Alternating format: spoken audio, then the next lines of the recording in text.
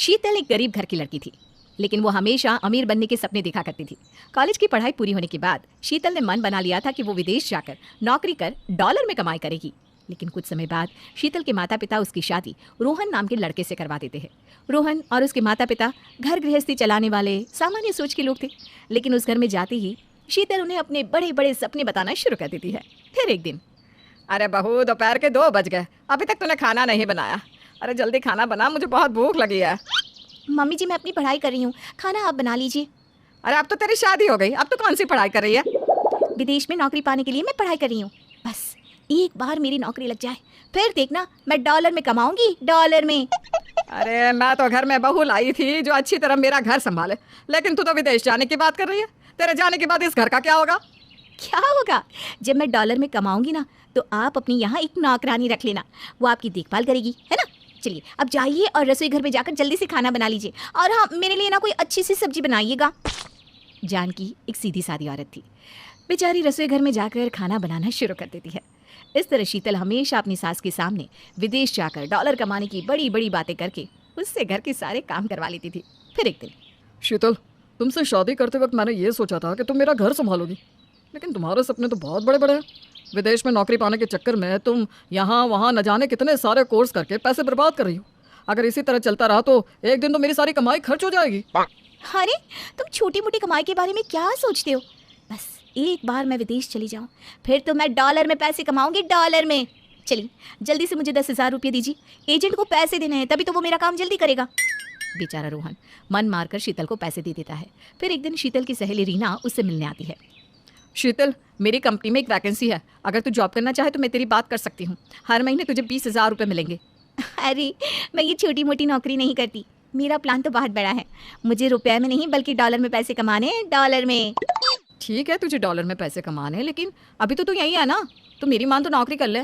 तू नहीं जानती कितने लोग सालों से नौकरी के लिए भटक रहे हैं, लेकिन उन्हें नौकरी नहीं मिलती। हाँ बहू, 20,000 रुपये कम तनख्वाह नहीं होती, और फिर तू मन लगाकर काम करेगी तो तेरी तनख्वाह बढ़ भी तो जाएगी। ओहो, आप सब छोटी सोच वाले लोग हो, थोड़े पैसे में ही खुश हो जाती हो, इसीलिए तो मुझे पैसे पसंद नहीं है। मेरा हमेशा से सपना रहा है कि मुझे डॉलर में पैसे कमाने हैं और एक शाही जिंदगी जीनी है।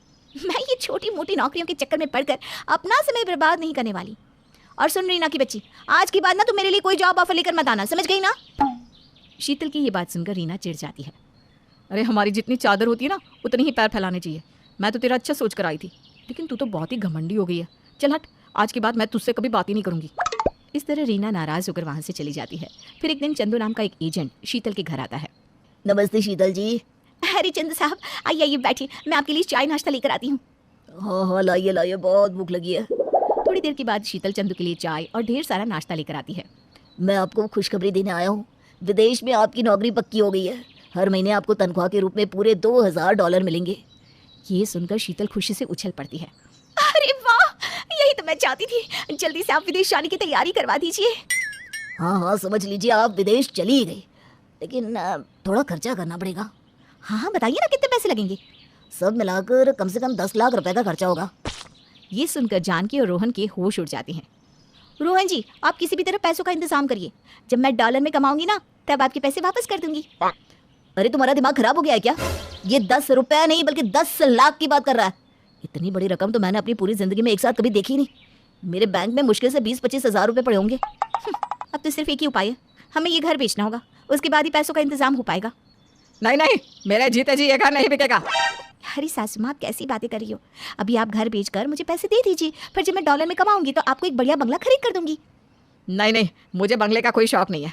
मैं अपने छोटे घर में ही बहुत खुश हूँ बहू। क्या शीतल जी, आपके ससुराल वाले तो आपके बारे में जरा भी नहीं सोचते। अरे माँ जी, घर बेचकर पैसे दे दीजिए। 10 लाख रुपए तो शीतल जी यूं यूं कुछ महीनों में कमा लेगी। ए ब्रोकर के बच्चे, तू हमें उल्टी सीधी सलाह मत दे। मैं जानता हूँ पैसे कमाने के लिए तूने ही शीतल के कान भरे। चल चल, इसी वक्त मेरे घर से भाग जा, वरना ठीक नहीं होगा। अरे आप तो नाराज हो गए। अच्छा शीतल जी, मैं जा रहा हूँ, जब पैसों का इंतजाम हो जाए तो मुझे फ़ोन कर देना। लेकिन हाँ, पैसों का इंतजाम करने के लिए आपके पास सिर्फ 1 हफ्ता है। अगर आपने पैसे नहीं दिए तो मैं किसी और लड़के को विदेश भेज दूंगा। इतना कहकर चंदू वहाँ से चला जाता है। उसके बाद शीतल अपने पति से बहुत बहस करती है, लेकिन रोहन अपने इरादे से टस से मस नहीं होता। उस दिन के बाद से शीतल चिड़चिड़ी हो जाती है और छोटी छोटी हर बात पर अपने ससुराल वालों को भला बुरा कहने लगती है। फिर एक दिन रास्ते पर शीतल की मुलाकात चंदा नाम की उसकी पुरानी सहेली से होती है। चंदा को देखते ही शीतल खुशी से उछल पड़ती है। कितने सालों बाद मिली है। मैं गई थी एक बार तेरे घर। तेरे घर वालों ने बताया कि तू अमेरिका में नौकरी करी है। सच में यार तू बहुत किस्मत वाली है जो डॉलर में पैसे कमा रही है। क्या खाक किस्मत वाली हूँ, भगवान करे मेरे जैसी बुरी किस्मत किसी को ना मिले। क्यों, क्या हुआ चंदा? अरे होना क्या है, एजेंट ने अमेरिका भेजने के नाम पर मुझसे लाखों रुपए लिए। उसने कहा था अमेरिका की एक बहुत बड़ी कंपनी में मुझे ऑफिसर की पोस्ट मिलेगी, लेकिन वहाँ जाने के बाद मुझे एक रेस्टोरेंट में बाथरूम साफ करना पड़ता था। मेरा मालिक बहुत जालिम था, छोटी छोटी बात पर नाराज़ होकर मेरी पिटाई कर देता था।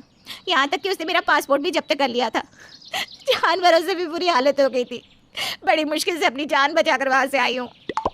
चंदा की बात सुनकर शीतल के होश उड़ जाते हैं। अरे ये तो क्या कह रही है, मैंने तो कुछ और ही सोचा था। दूर के ढोल ना हमेशा सुहाने लगते हैं। अरे अपना देश अपना है, यहीं पैसे कमाओ, खुश रहो। डॉलर के चक्कर में अच्छों की जिंदगी बर्बाद हो गई है।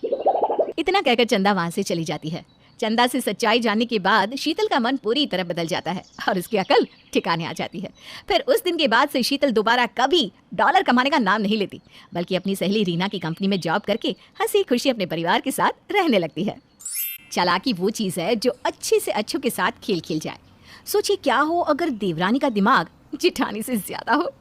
साधना और कंचन देवरानी जेठानी थी, कंचन देवरानी और साधना जेठानी। लेकिन कंचन चंट चालाक और साधना सीधी सी भोली सी। क्या माँ जी, अब क्यों इतने दुख सहती हैं? अरे आपको ज़रूरत ही क्या है जेठानी जी के जुल्म सहने की, बस सिर्फ इसलिए कि उनके पास पैसा है। अरे पर साधना ने क्या जुल्म कर दिया मुझ पर, और मैं क्यों भला किसी के जुल्म से आने लगी? वही तो मैं बोल रही हूँ। अरे आपको क्यों नहीं दिखता? बोलिए जेठानी जी आपको कैसे इस्तेमाल कर रही हैं? इस्तेमाल? अरे मैं क्या कोई डिटर्जेंट पाउडर हूँ जो कोई मुझे इस्तेमाल कर लेगा? माँ जी बुरा न माने, लेकिन आप हैं डिटर्जेंट पाउडर ही। ये बताइए आप ही क्यों ड्राइंग रूम में सोए? अरे सास है आप, कोई पेइंग गेस्ट बोले तो पीजी नहीं है।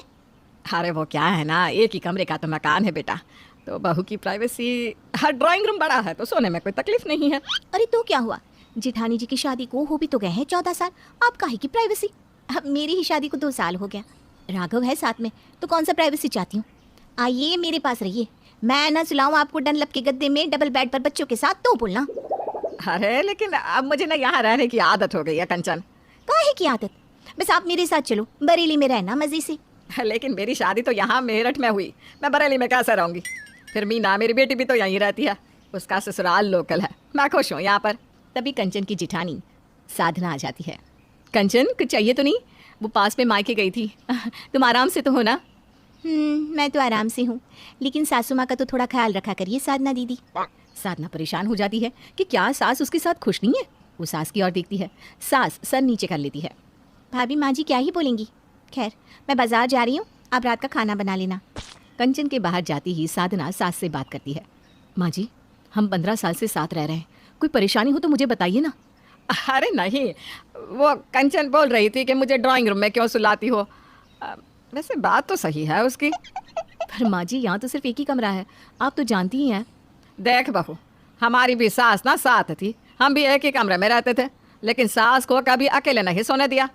बाकी बात तो दुनिया यह भी कर रही है, क्या 15 साल बाद भी कौन सी प्राइवेसी चाहिए तुझे? साधना को सास की बात से दुख होता है, लेकिन वो कुछ नहीं कहती। रात का खाना बनाकर वो सास के सामने रखती है कि कंचन हाथ पकड़ लेती है। क्या है दीदी, आप तो सच्ची माँ जी को जान से मारने पर लगी हैं।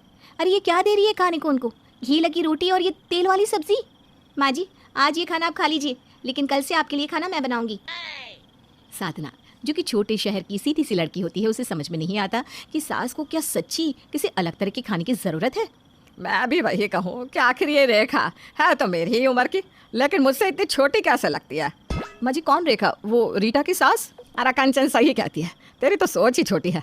रीटा की सास के आगे तो तेरी दुनिया है ही नहीं। अरे मैं तो रेखा, वो फिल्म हीरोइन रेखा है सिलसिले वाली, उसकी बात कर रही हूँ, मेरी ही उम्र की है वो।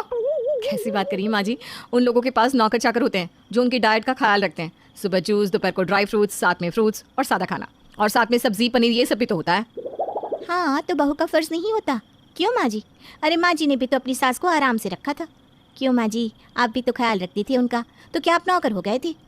और नहीं तो क्या, सही तो कह रही है कंचन बहू। तू ना साधना, अब कल से कंचन के कहने पर ही मेरे लिए खाना बनाना।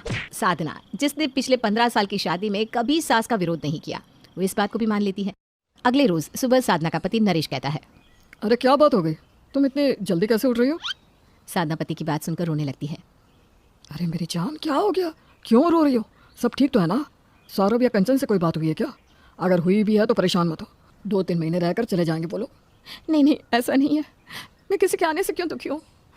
बस वो क्या है ना, माँ जी का खाना अब चेंज हो रहा है, तो कैसे क्या बनाना है वो कंचन सिखाएगी, इसलिए आज जल्दी उठ रही हूँ। पहले बाकी घर वालों का खाना बना दूँ, फिर सासू माँ का अलग से बनाना होगा। माँ का खाना अलग से क्यों? बस फिर क्या था, वो पति को सारी बात बता देती है। ये क्या बात होती है? तुम बड़ी हो, जेठानी हो, तो वो देवरानी होकर तुम्हें चला रही है? यह तो ठीक नहीं है साधना, इतना सीधा होना भी ठीक नहीं है।